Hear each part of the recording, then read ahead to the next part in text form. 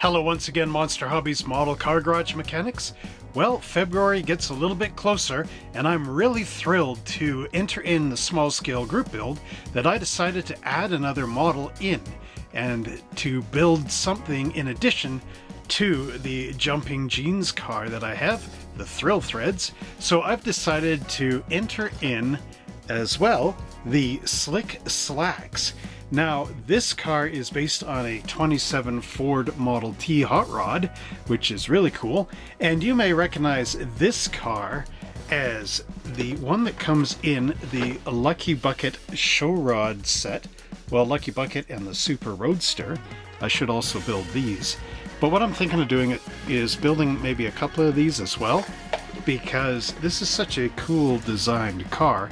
You can build it in many different ways. So without further ado, let's go down to the bench, take a look at our 1975 edition Jumpin Jeans Slick Slacks car by Lindberg. Now we go all the way back to the glory days of model building as we check out Lindberg's Jumpin Jeans Slick Slacks. This is another amazing little car that you can build multiple ways, and it does include these denim stickers on the model. Now this is a cool plastic model car kit with denim-like decals, just like it says here. Now just rolling the box up, we can read the fine print. Let's just bring this up a bit. It says a plastic model car kit complete with denim-like decals. Included in kit are clear windshields, scale engines, and rolling wheels. Extra customizing parts are included. And the scale is 3/8 of an inch equals 1 foot. I believe that's 1/32 scale, but I'm not exactly sure. So if you guys know that, I was going to ask ChatGTP.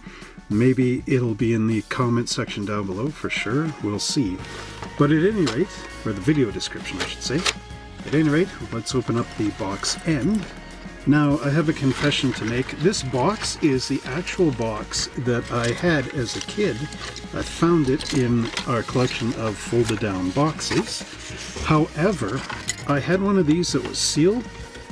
Now, I got this at an old drugstore in Horseshoe Bay when I was a kid. That was like a special weekend trip that my dad and I used to go on way back in the day. And of course my sisters as well, and my mom. And this one little shop had it, and it was like a drugstore sort of thing. They had two, and I bought two of these, the one that I built, which this is the box from, and one that I kept sealed for decades. And then the High River flood came, and this thing was in the wrong spot and it got soaked. So the model you're seeing here is the one that got rescued from the High River flood after the box was wrecked. And I was lucky because the stickers, they were okay, so I can reuse them.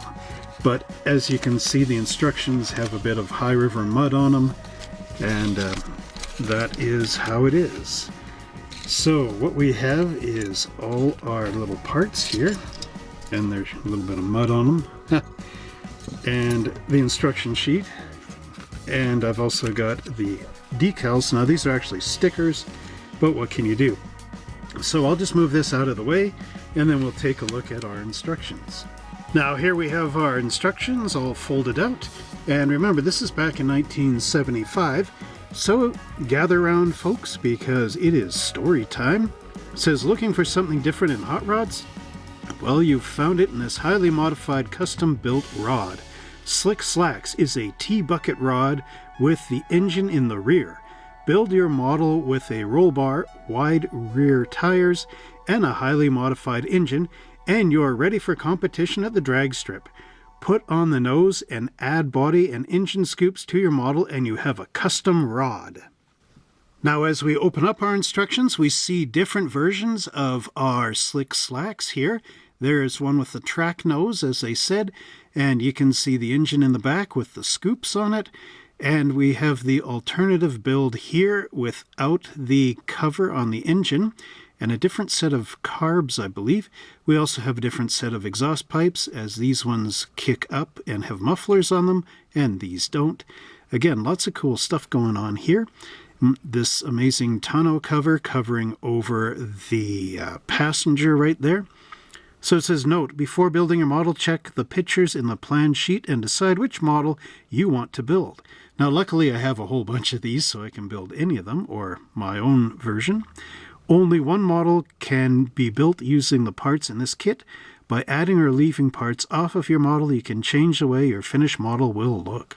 Note, all parts are numbered for ease of assembly. The larger parts have the numbers on them, while other small parts have the numbers on a tab or runner next to the part. To prevent loss of parts and for ease of identification, do not break any parts off of runner until ready for use. Now, panel 1 shows our engine going together, as well as our bucket in here. And it shows for our engine halves, 15 and 16 going together, our exhaust pipes here and here. We've got our manifold, which also includes the cylinder heads, which are just very flat.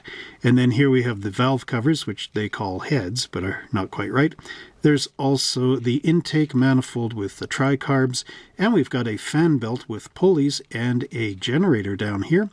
Now, we have our body here, our dashboard right in there, our steering wheel, which is sort of like an aircraft style with the yokes coming out.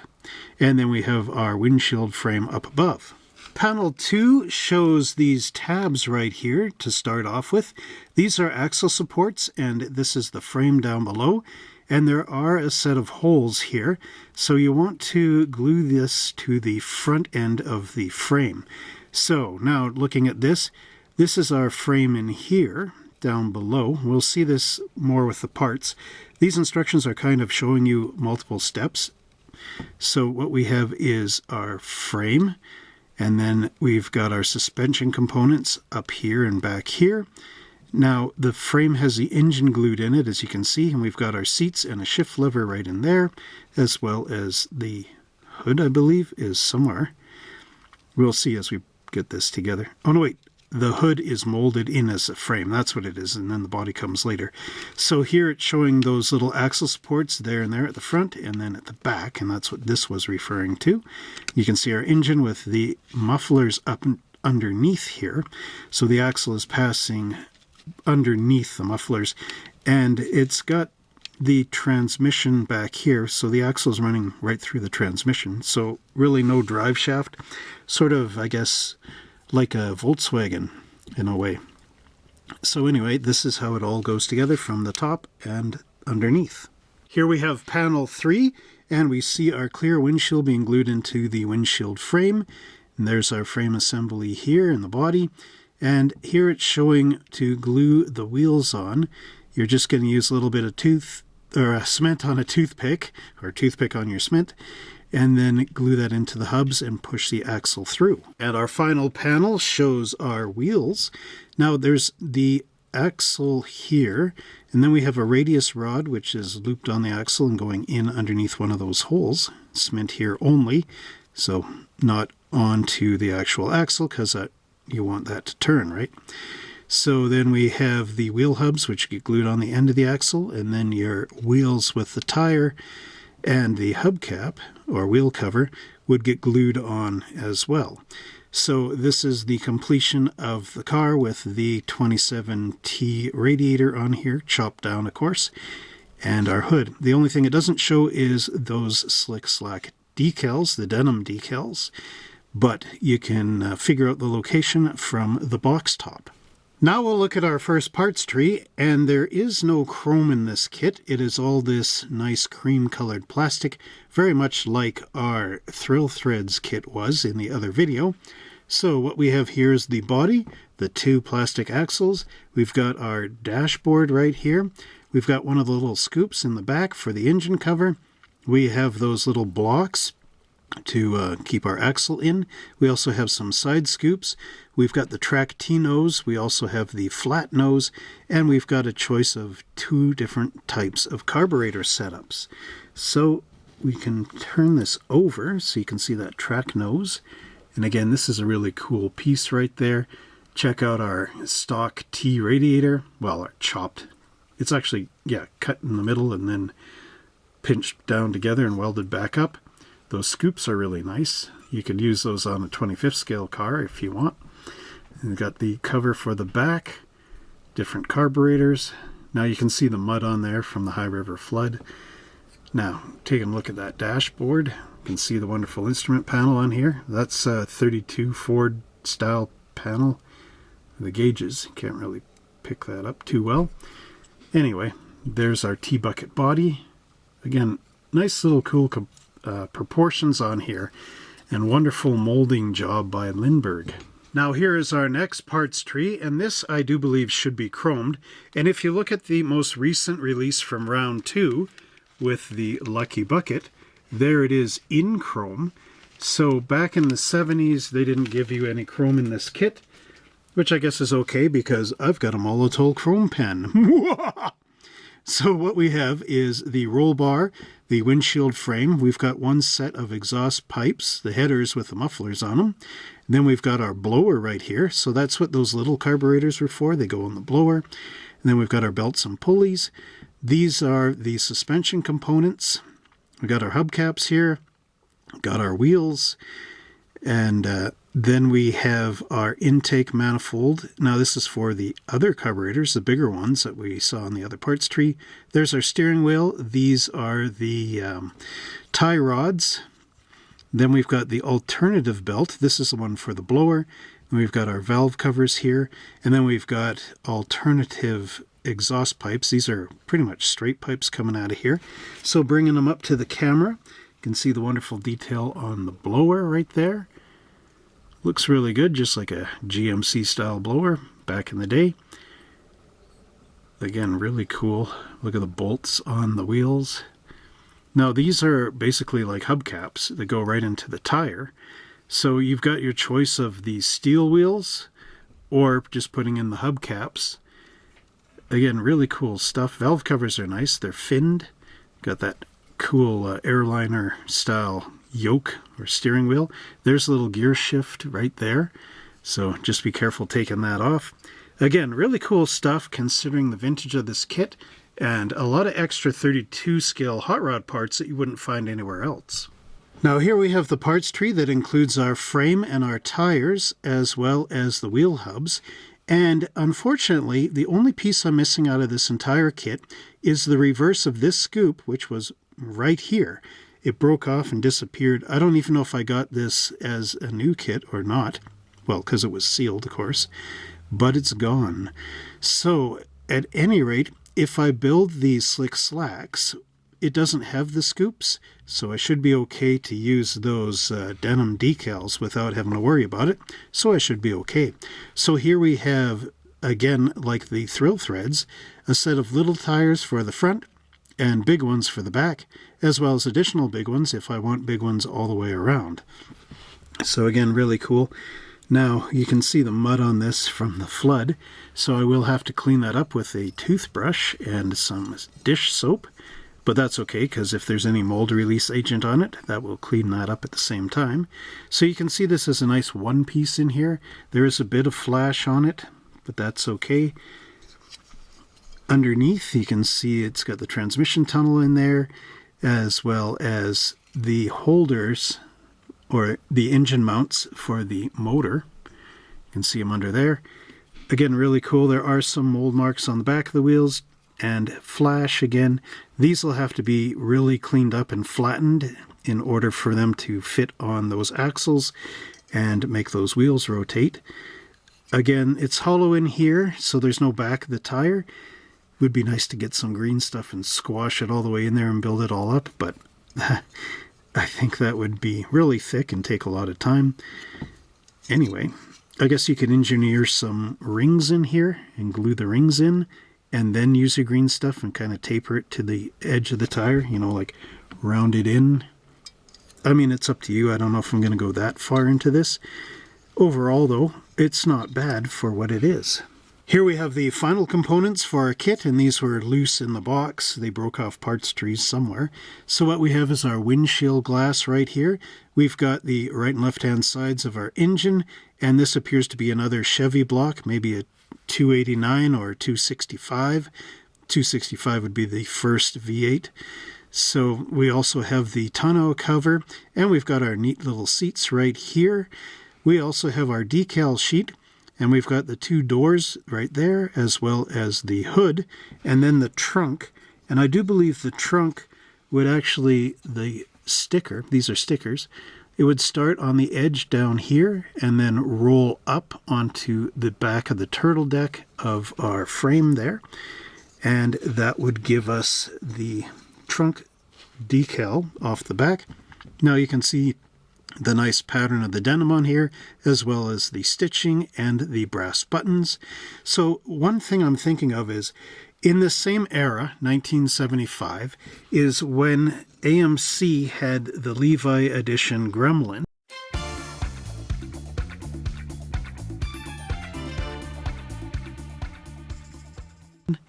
And I'm thinking of painting the denim on the seats, make this very much like the AMC Gremlin back in that time period with the Levi's edition, as well as painting the body maybe a blue color, just to make it all tie in like at the on the box top.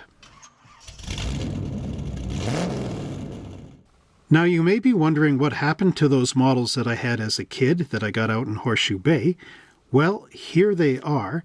I did end up taking them apart over the years, or they fell apart or broke or whatever, but I am actually planning in this small scale group build to hopefully salvage these and rebuild them, because I now have brand new ones of these, or well, untouched originals, as well as the ones I had before. Now, on the thrill threads, as I was taking it apart, the frame busted in multiple pieces. I'm just keeping these all in the bag so that nothing gets lost. But one thing that is cool is when I was young, I never actually used the stickers in these, so I've got 2 fresh sheets that I saved. And luckily these were not in the decal box, like all my other decals that went underwater in the High River flood. That was like 20 years of decal collecting. So again, I have some fresh stuff here. Here you can see all the, like the fenders and the intake manifold and the blower and the body for the thrill threads, and here for our Jumpin Jeans slick slacks. This was one I was starting to recondition way before I even did the videos. I was going to do this with the Lucky Bucket and work it with my daughter. So there is some cool things going on in this one.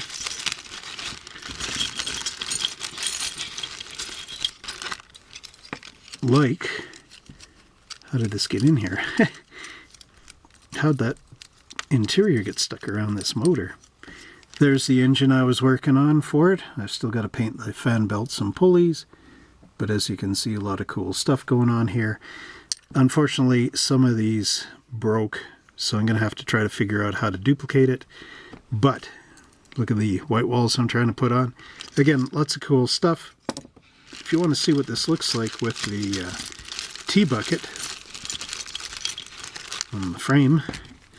Now, the nice part about these being in the small scale is I could actually paint them with my paintbrush and not get too many runs or anything in it.